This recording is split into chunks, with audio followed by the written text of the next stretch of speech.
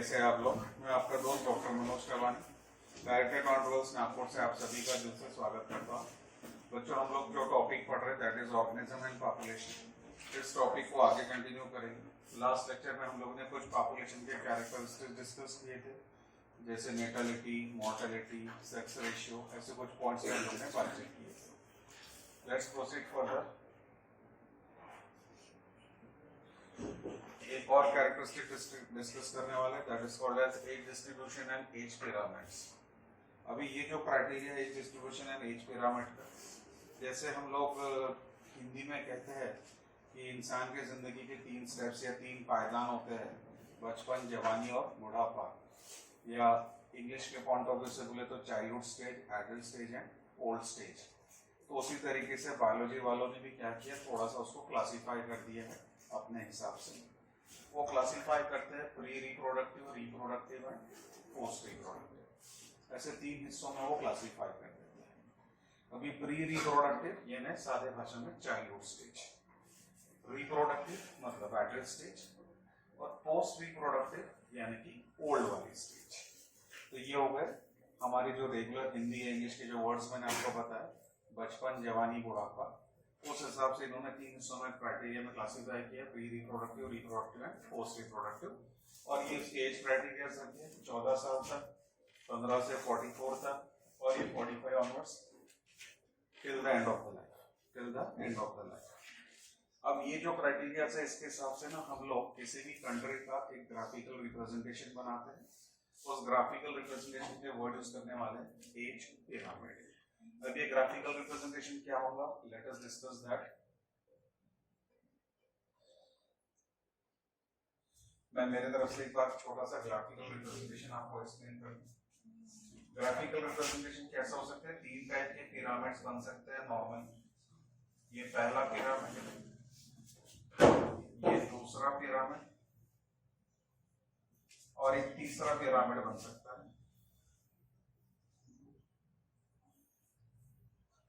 या फिर इसको आप ऐसा भी और इसको ऐसा भी डिजाइन, व्हाटएवर यू लाइक।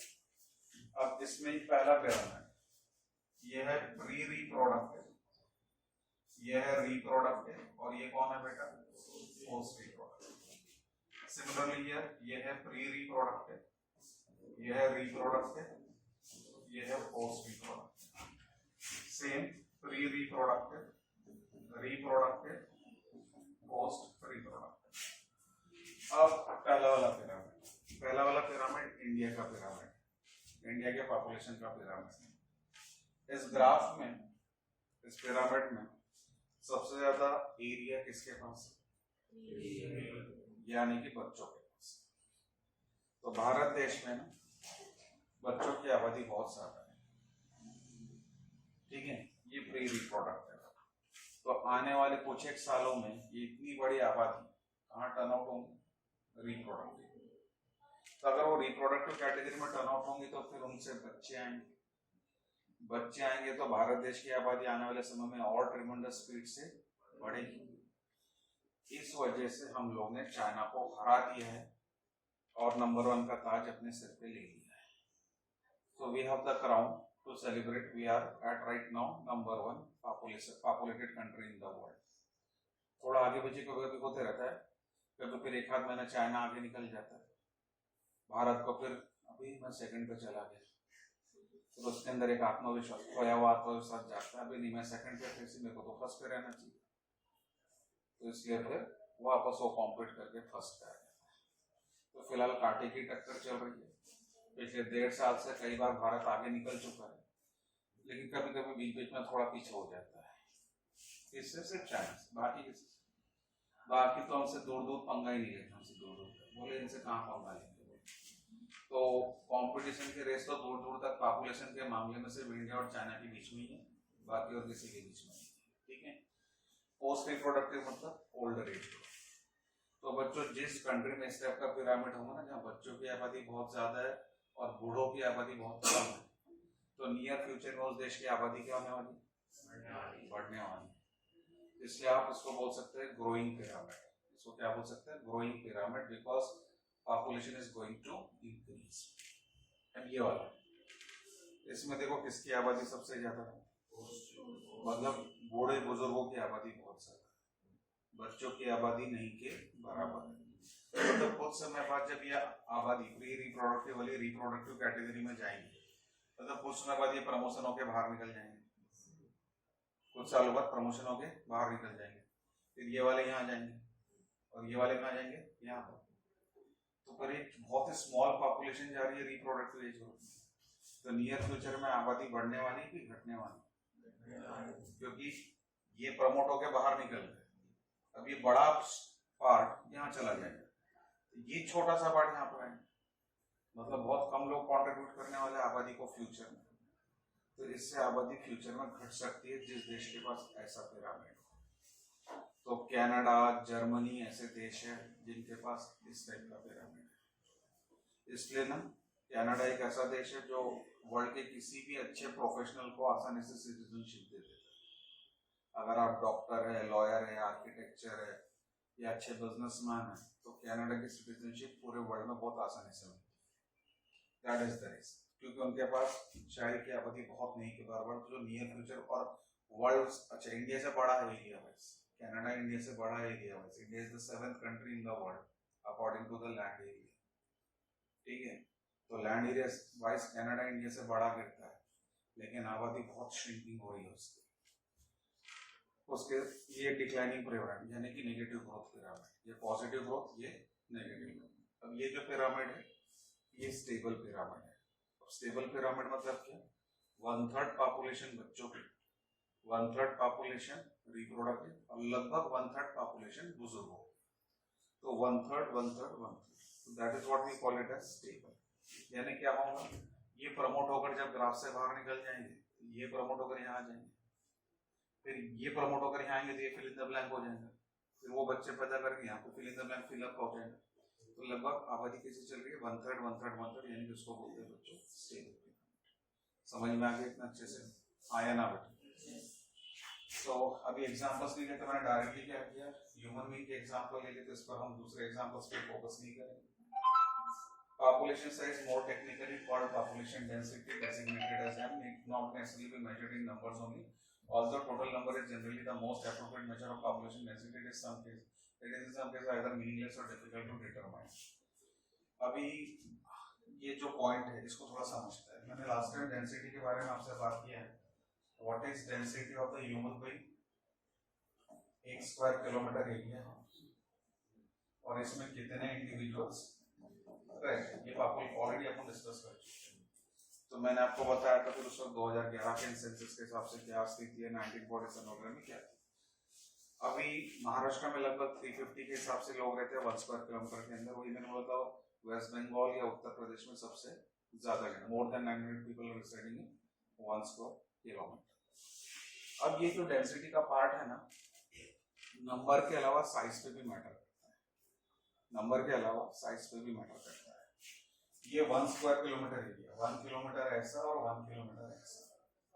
अब मेरे को बताओ बड़ी सिंपल सी बात, 1 स्क्वायर किलोमीटर में बैक्टीरिया ज्यादा रहेंगे या इंसान ज्यादा रहेंगे? क्यों बैक्टीरिया ज्यादा रह सकते हैं? साइज में बहुत छोटे, इसलिए बोला साइज 10 मीटर।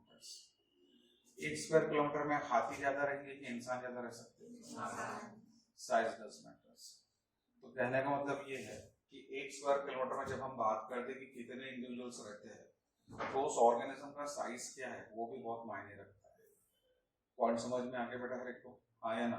जैसे एक छोटी सी क्लासरूम है, इस क्लासरूम में मान लो एक आधे कोने में एक आधा कोई कीड़ा मरा पड़ा होगा सपोज, तो उसके आसपास हो सकता है 200-500 चींटियां होंगी जो रेंग रही है उसके आसपास। इस क्लास में 200-500 इंसान बैठ सकते हैं, साइज 10 मीटर। वो 200-500 एक कोने में बैठी हुई चींटियां, फिर भी बहुत सारा क्लासरूम खाली है। ऐसे नहीं कि पूरे क्लासरूम में चींटियां भरी हुई, still a lot of empty spaces there. इसलिए बोला size 10 matters when we talk for density.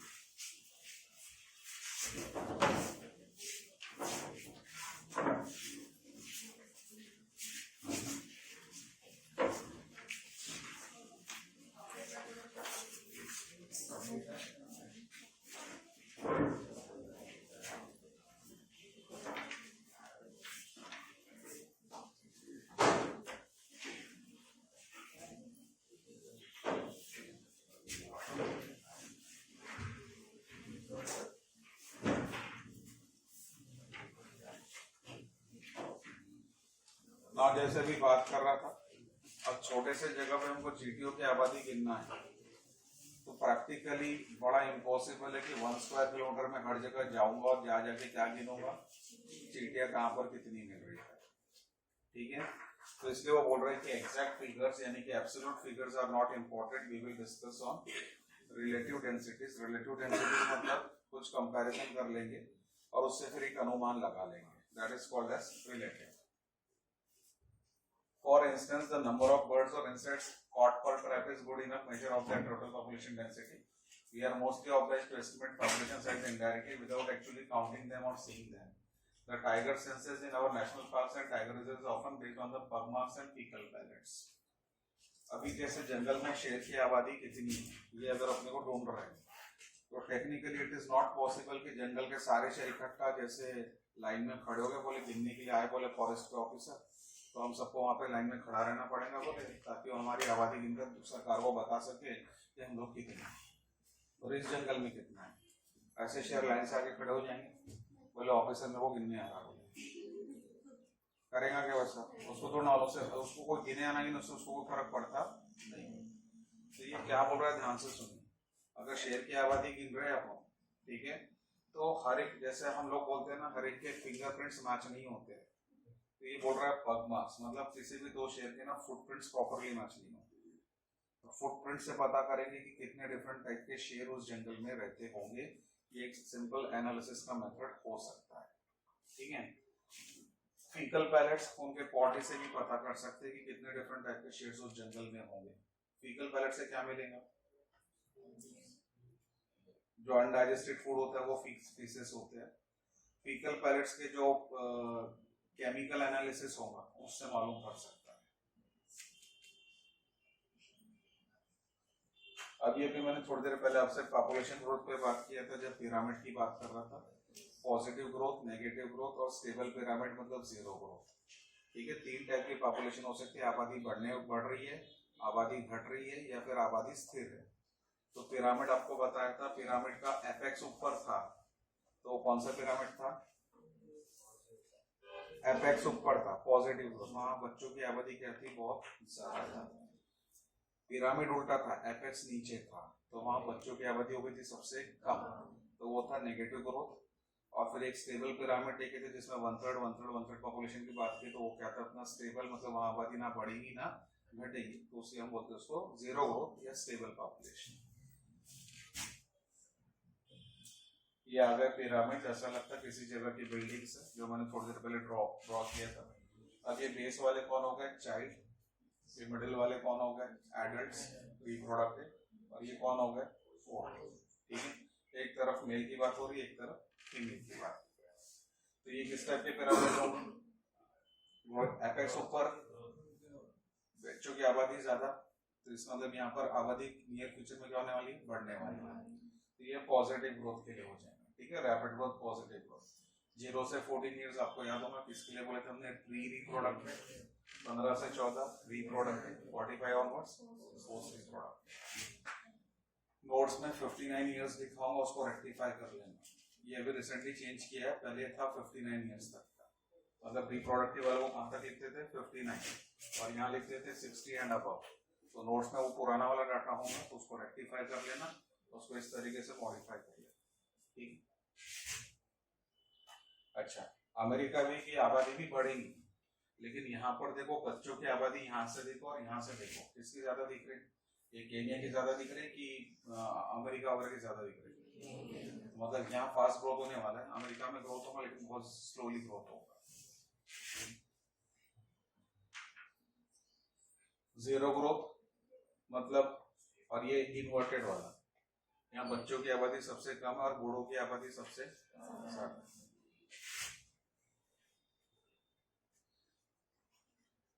अब आ रहे 2 नए शब्द, let us discuss. Density of a population in a habitat during a given period fluctuates due to changes in 4 basic process. किसी भी जगह का जो टोटल नंबर है कि कितने लोग वहां रहेंगे, कितने एनिमल्स, कितने ऑर्गेनिजम्स वहां पे रहेंगे, वो 4 चीजों पर डिपेंड करता है।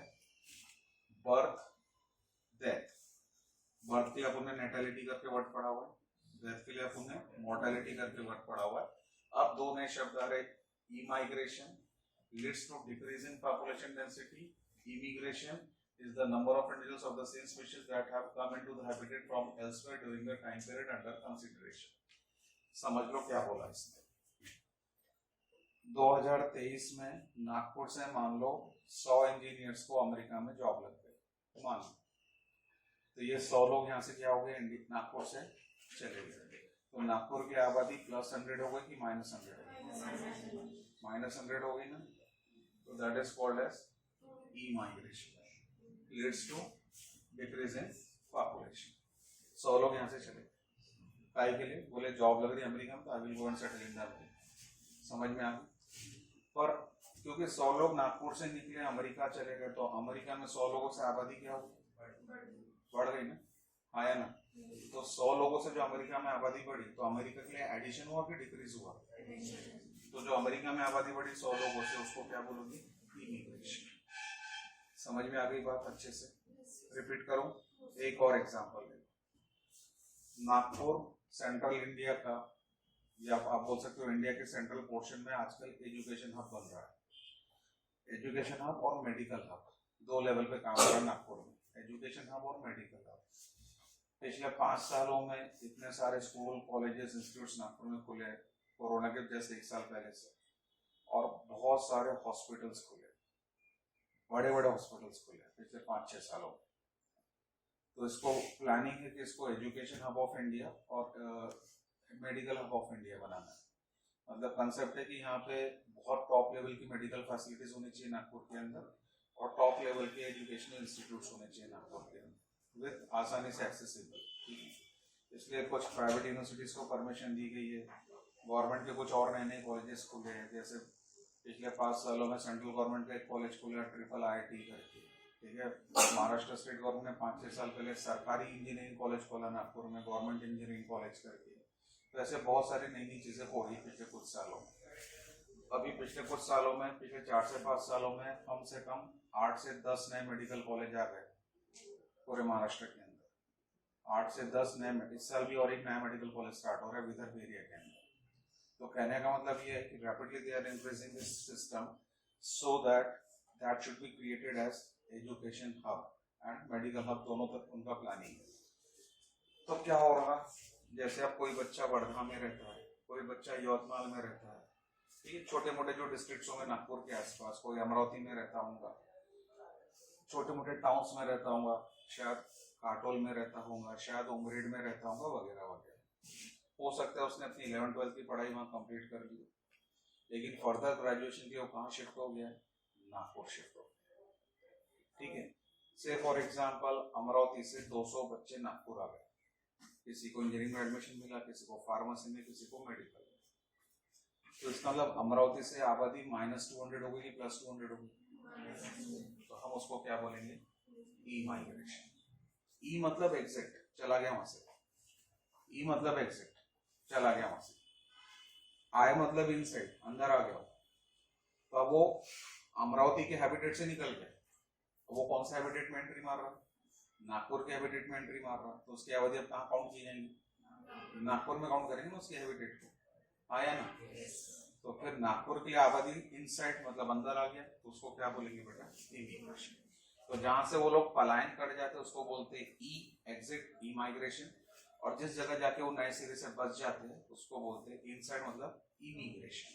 दोनों वर्ड याद रहेंगे बच्चे से, आया ना। तो इस वजह से क्या होता है कि उस जगह की आबादी स्थिर रहेंगी कि नहीं रहेंगी, हर साल देखोगे कुछ ना कुछ फ्लक्चुएशंस हो जाएंगे, आइदर बर्थ के वजह से या फिर डेथ के वजह से। क्योंकि ये भी ऐसा नहीं है ना कि पिछले साल अगर 700 लोग मरे होंगे तो 700 बच्चे पैदा हुए होंगे, हो सकता है साल 900 मर जाए, हो सकता है 1100 बच्चे पैदा हो जाए इस साल। तो ये कोई फिक्स्ड फिगर से है, तो किसी भी जगह की पॉपुलेशन डेंसिटी काउंट वेरी क्यों करेगा, उसकी वजह क्या है, उसकी वजह बड़ी सिंपल है, बर्थ रेट हर साल अलग अलग रहेगा, ऐसा नहीं कि फिक्स चलेगा कि पिछले साल 700 बच्चे हुए थे इस साल भी 700, या पिछले बार 1000 हुए थे इस बार भी 1000 बच्चे पैदा होंगे, उसे डेथ रेट हर बार वेरी करेगा। पिछले साल हो सकता है 800 लोगों की डेथ हुई उस आबादी में, इस साल हो सकता है कि 1500 लोगों की डेथ हो जाए उस आबादी के अंदर। पॉइंट समझ में आया कि बेटा, तो इसके वजह से डेंसिटी वेरी करेगी, टोटल नंबर वेरी करेगा। कितने लोग नागपुर छोड़ के चले गए या कितने लोग नागपुर में आके बस गए, उसके वजह से नागपुर की आबादी भी फ्लक्चुएट करेगी। तो ये 4 फैक्टर्स हैं, बर्थ, डेथ, कितने लोग चले गए, एग्जिट कर गए, ई माइग्रेशन, कितने नए लोग आकर नागपुर में बस गए, इमिग्रेशन, इसके वजह से टोटल नंबर हर समय क्या होते रहेगा, चेंज होते रहेगा। और टोटल नंबर चेंज होगा तो definitely density will change.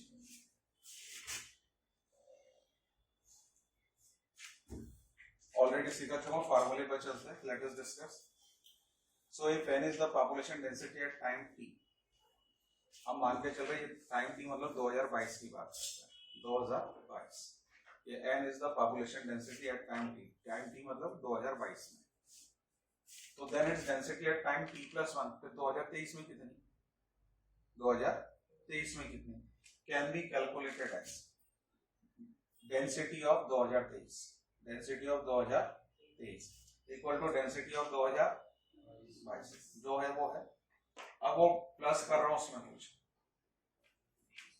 Birth मतलब पैदा हुए, एडिशन हो गया उस आबादी में, इमिग्रेशन मतलब दूसरे अमरावती, वर्धा, यवतमाल से लोग क्या हो गए, नागपुर आ गए, इसको क्या किया बेटा, ऐड, माइनस किसको किया, डेथ को माइनस कर दिया, समझा क्या फार्मूला, डेथ को माइनस कर दिया, जो लोग नागपुर छोड़ के चले गए, ई माइग्रेशन। समझ में आ गई बात अच्छे से बेटा? तो ये फार्मूला क्या है, समझ में समझा क्या अच्छे से? भाई 2023 का निकालना है, तो 2022 की डेंसिटी में कितने पैदा हुए, कितने यहाँ से दूसरे जगह से नागपुर में आके बस गए, माइनस कितने लोगों की डेथ हो गई नागपुर में, प्लस इसके अंदर नागपुर छोड़ के कितने लोग जा चुके हैं। उम्मीद करो ये पूरा कॉन्सेप्ट समझ आया कि नंबर देके समझो, पक्का समझ में आएगा सारे बच्चों को। Growth models, does the growth of a population with the time show any specific and predictable pattern? तो अभी थोड़ी देर पहले बताया, फ्यूचर को प्रेडिक्ट कर सकते हैं कि आबादी बढ़ रही है या घटने वाली है। We have been concerned about unpredictable human population growth and problems created by it in our country, and it is therefore natural for us to be curious if other animal population in nature behave the same way or show some restraint on growth. हमारे जैसे दूसरे लोग भी, दूसरे प्रजाति के जो animals है, क्या वो भी इसी सिमिलर पैटर्न को, बिहेवियर को फॉलो कर रहे हैं क्या, ये भी हमारे लिए जानना बहुत जरूरी है। अभी नागपुर की बात छोड़ देते हैं, हम थोड़ा इंडिया लेवल पे बात करते हैं। हमारी जो आबादी बढ़ रही है, निरंतर ग्रोथ है, पॉजिटिव ग्रोथ है। Just I will give you simple figure, 2011 के सेंसस के हिसाब से, 2011 के सेंसस के हिसाब से हर साल भारत देश की आबादी 2.5% से बढ़ती है। वो तुमको याद ही करना, सिर्फ नॉलेज के लिए बता रहा हूँ, 2.5% से बढ़ती है। क्या बोला, बढ़ती है, मैंने ये नहीं बोला 2.5% बच्चे पैदा हुए, बढ़ती है। बढ़ती है का मतलब क्या होगा, birth minus death, birth minus death, उसका फिगर कितना आ रहा होगा, 2.5%। तो सादे भाषा में अगर 100 करोड़ की, अभी तो हम उससे ज्यादा है, मान लो 100 करोड़ की आबादी होती, तो हमारी आबादी हर साल 2.5 करोड़ से क्या हो रही है, बढ़ रही है। That is the mean, 2.5 crore से, यानी 100 करोड़ होते तो अगले साल हो जाते 102.5 करोड़, उसके अगले साल 105 करोड़ से ज्यादा, उसके अगले साल 108 करोड़ से ज्यादा, क्योंकि अब क्या होगा 2.5 108 करोड़ पे निकालना पड़ेगा। अब जैसे अभी हम लोग 130-40 करोड़ है, 140 करोड़ ऐसा बोलते हैं पॉलिटिशियंस की भाषा में, भाषण में सुनने को मिलता है, क्योंकि 2021 का सेंसस हुआ नहीं तो अब एग्जैक्टली बोल नहीं सकते, और वो परसेंटेज का जो कैलकुलेशन चलता है कि इतने से आबादी बढ़ रही होंगी करके, तो उसका अपन अनुमान लगा है। तो उस हिसाब से 140 करोड़ से अगर हमने क्रॉस किया है, तो अगले साल 140 करोड़ का 2.5% निकालना पड़ेगा, तो अगले साल की आबादी हमारे पास आएंगी कितना हो सकता है। पॉइंट समझ में आया क्या बेटा? तो ये 2011 का सेंसस का आंकड़ा है कि भैया आबादी भारत देश की 2.5% हर साल बढ़ रही है। तो 2.5% करते करते क्या हो रहा है कि हम लोग जिस रफ्तार से इंक्रीज कर रहे हैं, इसको हम बोल रहे हैं एक्सपोनेंशियल ग्रोथ। एक्सपोनेंशियल ग्रोथ का मतलब है बहुत स्पीडली हम बढ़ रहे हैं, बहुत रफ्तार के साथ हमारी आबादी बढ़ रही है, और उस वजह से फिर उस रफ्तार से अगर आबादी बढ़ रही है तो उस हिसाब से नियर फ्यूचर में क्या क्राइसिस आ सकते हैं, क्या हम उस रफ्तार से एजुकेशन सेक्टर बढ़ा सकते हैं क्या, उस रफ्तार से हम जॉब एम्प्लॉयमेंट क्रिएट कर सकते हैं क्या उस रफ्तार से हम घर बना सकते हैं क्या हम उस रफ्तार से अनाज का प्रोडक्शन बढ़ा सकते हैं क्या, ऐसे बहुत सारे पैरामीटर्स पे सोचना पड़ता। जिस रफ्तार से आबादी बढ़ रही है उसको हम कैसे टैकल कर पाएंगे। नहीं टैकल कर पाएंगे तो कुछ समय पहले जो श्रीलंका का हाल हुआ था, अभी बीच में सुन रहा हूँ पाकिस्तान में पूरा हाल बेहाल चल रहा है, ऐसे कुछ हमारे देश के हो जाएंगे,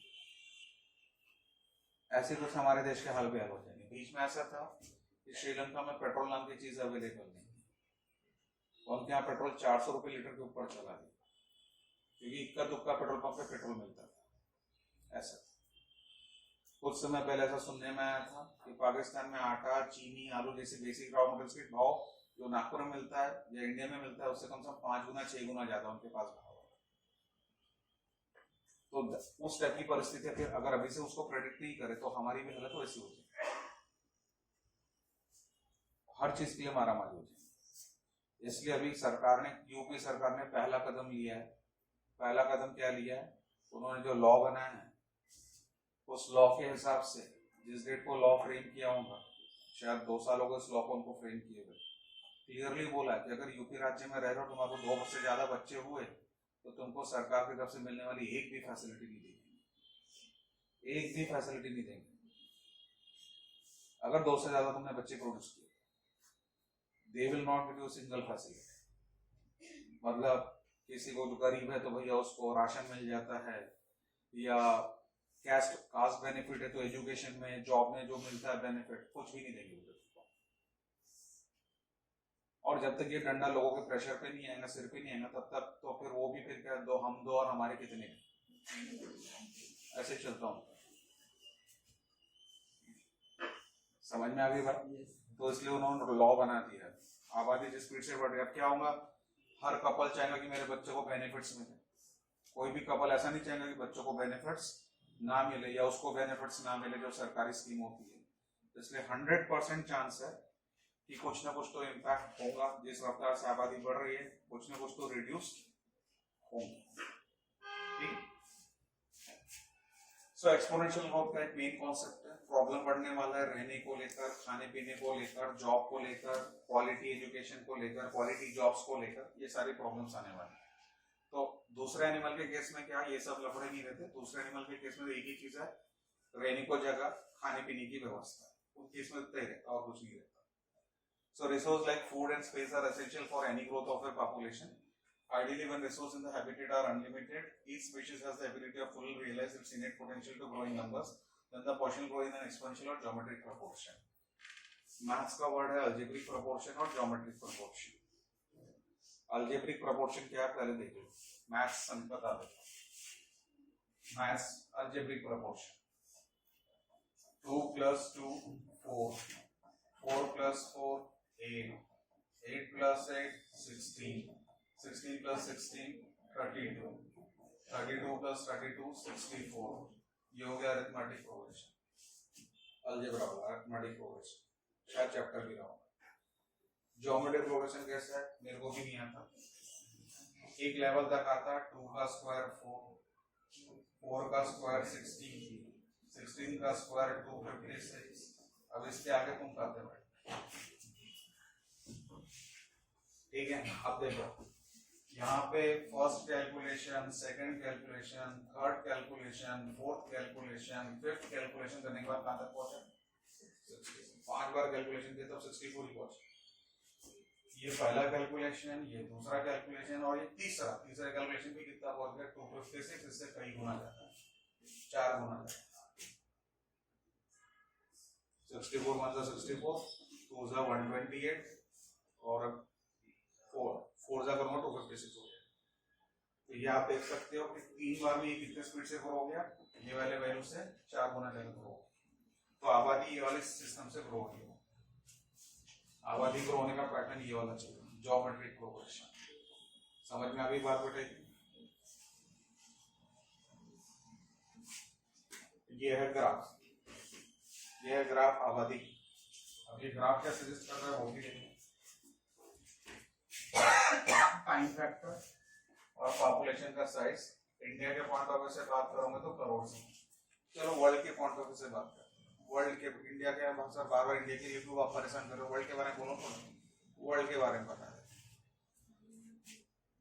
अभी हम रह रहे 2024 में, ठीक है।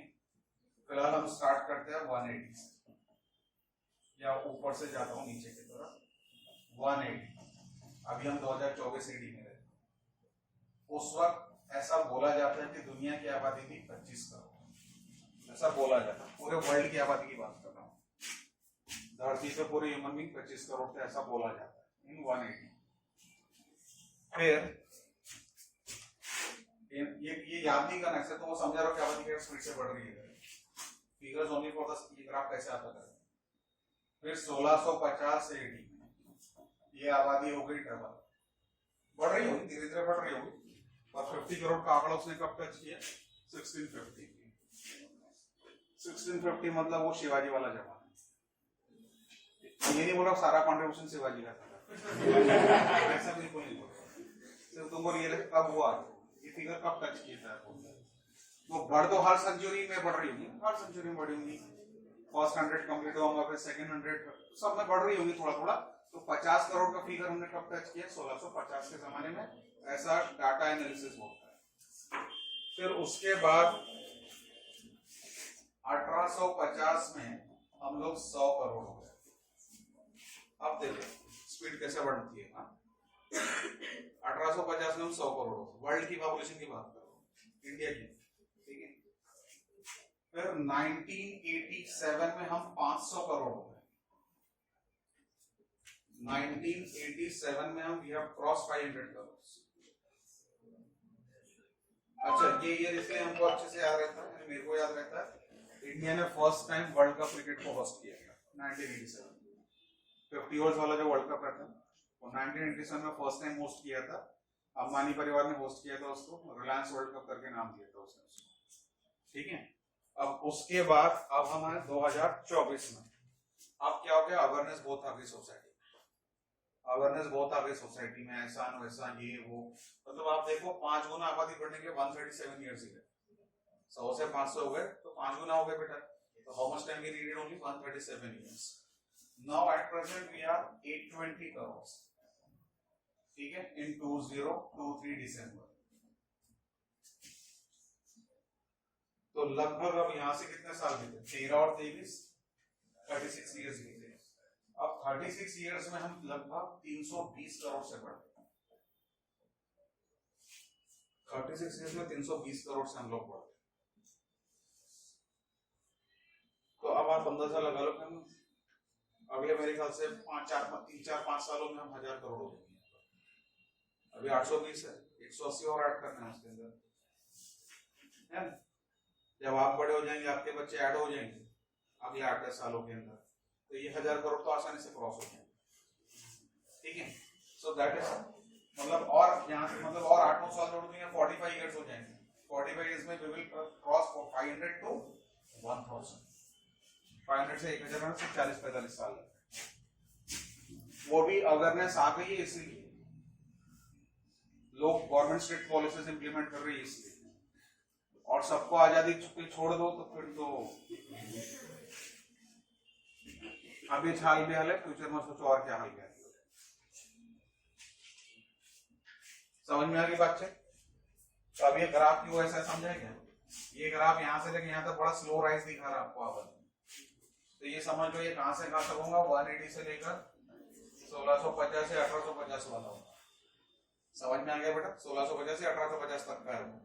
और अब जो यहाँ से इतना आपको ऐसा लग रहा है बिल्कुल ऊपर ऊपर सीधा वर्टिकल भाग रहा है। वर्टिकल भाग रहा मतलब यहाँ से लेके यहाँ तक टाइम पीरियड देखो कितना है। मान लो ये 1850 है, तो 1850 से अभी हम लोग कहाँ पहुंचे? 2050 पहुंचने के। अभी कितना चल रहा है? 2023, 24, 2050 पहुंचने की है, ठीक है।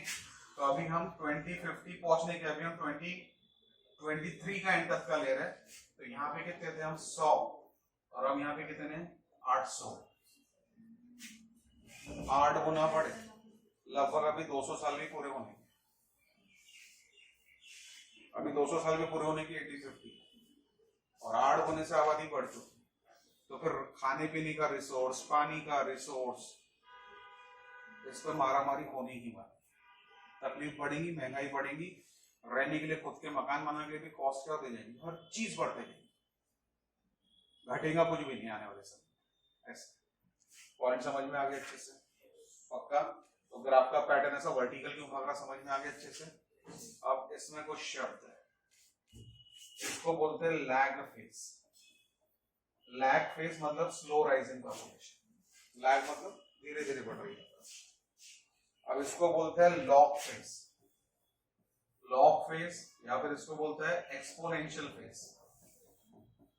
एक्सपोनेंशियल फेज यानी कि कम समय में रैपिड इंक्रीज हो रहा है, कम समय में रैपिड इंक्रीज हो रहा है।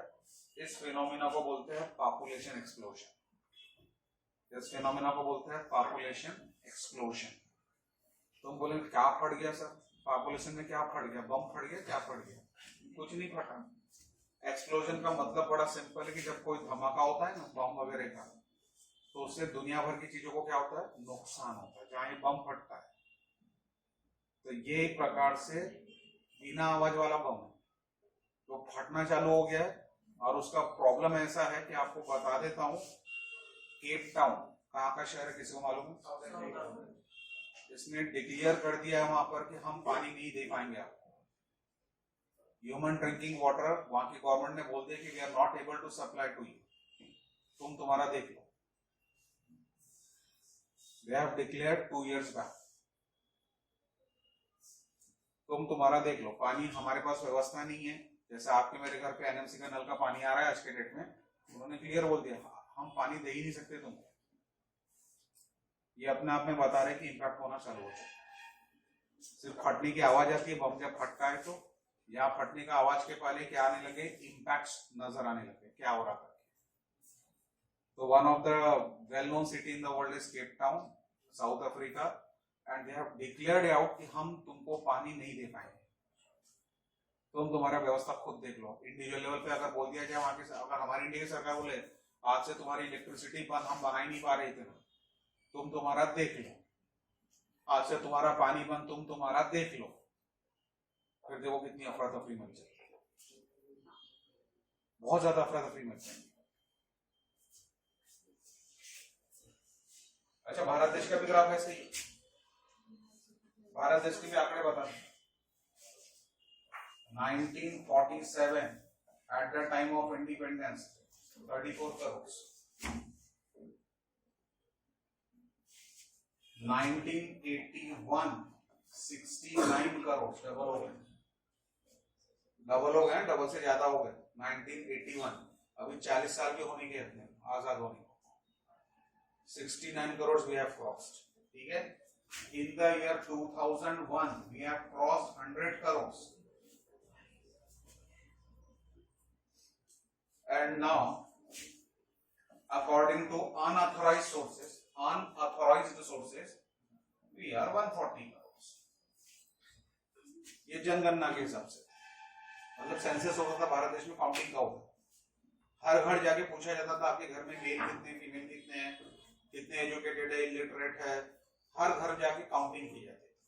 और साल भर ही प्रोसेस चलने के बाद डेकेड का जो फर्स्ट ईयर आता है, जैसे अभी 2021 से 2030 का डेकेड चल रहा है, तो 2021 में रिपोर्ट आती थी, 2019 से ये पिछले ईयर पूरा हर घर जाके काम करना चालू करते हैं। अब आप देख लो, हम लोग अगर इसको 35 करोड़ पकड़ ले तो 35 into 4 140, मतलब अभी 2047 आने को अभी बहुत समय है, 100 साल होने को इंडिया का आजाद में बहुत समय है। ऑलरेडी हम 4 गुना बढ़ते, अगर हम 34 नहीं 35 पकड़ रहे तो 34 के हिसाब से तो 4 से ज्यादा ही हो गए ऐसा। तो 2047 तक तो पता नहीं कितने गुना और हो जाएंगे। तो that is the rapid increase, that is the contribution by our country for the world. अब तुम सोचो कि दुनिया में अगर 820 करोड़ लोग हैं, उसमें से 140 भारतीय हैं, 820 140 उसमें, सॉरी उल्टा हो गया, आउट ऑफ 820 140, यानी हर 820 इंडिविजुअल को आप वर्ल्ड में गिनोगे तो 140 उसमें से इंडियन, ठीक है। यानी आपने वर्ल्ड के 1000 लोगों पे रैपिड सर्वे मारा, ये पकड़ लो 960 और मतलब 1000 हो रहा है, तो 1000 के लोगों को रैपिडली वर्ल्ड में गिना तो उसमें से 140 क्या निकलते, भारतीय निकलते, है कि नहीं मेरा देश में। 100 में से 80 बाई मान, ये भी मेरा देश। ठीक है, समझ में आएगा क्या बोला? अगर आप सॉल्व करोगे तो देख लो अभी कितना होगा। Out of every 82 human beings 14 are Indian. तो 14 5 से कितना होगा? 14 6 84। 14 ये मान लो 84 है, 14 6 84, मतलब हर 6 में से एक इंडियन है वर्ल्ड में। From every 6 human being in this world, 1 person is Indian human being. अगर आप 6 गिनोगे, एक भारतीय निकलेगा उसमें से। और कुछ जो बाहर सेटल हो गए, कोई कनाडा, अमेरिका, ऑस्ट्रेलिया जाएगा, अगर उसको वहां की नेशनलिटी नहीं मिली है तो वो आज भी क्या लिस्ट में आता? इंडिया की लिस्ट में आता है, as a citizen of India की लिस्ट में आता है। उसके बाद अभी भी मौका है, और रिटर्न कभी भी आएगा, 5 साल 10 साल तो रिटर्न आ सकता है ऐसा। तो हर 6 में से एक भारतीय है, तो सोचो कितना बड़ा कॉन्ट्रीब्यूशन है मेरे देश का। और आने वाले भविष्य में और तरक्की की राह पर है, क्योंकि चाइना हमसे कॉम्पीट कर रहा है। एक ही जल कुकड़ा देश है हमसे जो चलता है, वो है चाइना, आबादी के मामले में। बाकी मामले में नहीं चलता हमसे।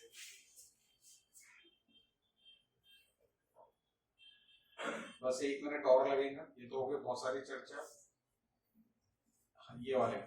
अब हमारा एम क्या है? हमारा एम है, ये हो गया जे शेप।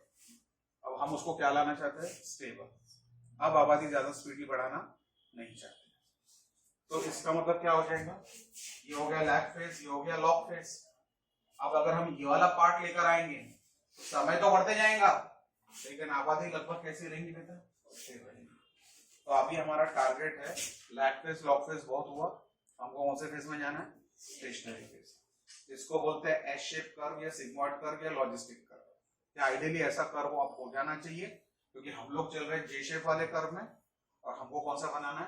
एस शेप वाला। एस समझे? This is S shape curve. और ये जो पहले आपको बताया था, यहां तक का दिखाया था, यहां तक का कर्व था, तो कौन से पैटर्न में चल रहा था बेटा? जे शेप पैटर्न। तो जे शेप पैटर्न वाला कर्व जो है उसको अपने को एस में कन्वर्ट करना है, ताकि आबादी एक लेवल के बाद अब जो होगी स्थिर हो जाना चाहिए, ना बढ़े ना घटे, कांस्टेंट लगभग रहना चाहिए। तो फिर किसी भी देश के सरकार को हर चीज जो सुविधा जनता के लिए जनरेट करनी पड़ती है, वो काम उसके लिए क्या हो जाता है? आसान हो जाता है। समझा इतना हर एक को बेटा? ठीक। अब बाकी की चीजें हम लोग नेक्स्ट क्लास में पढ़ेंगे। इसको बोलते हैं एस शेप, सिग्मॉइड या लॉजिस्टिक कर्व। ये आइडियल कर्व है जो अभी हमको चाहना है, हम लोग एक्सपेक्ट कर रहे हैं। Thank you.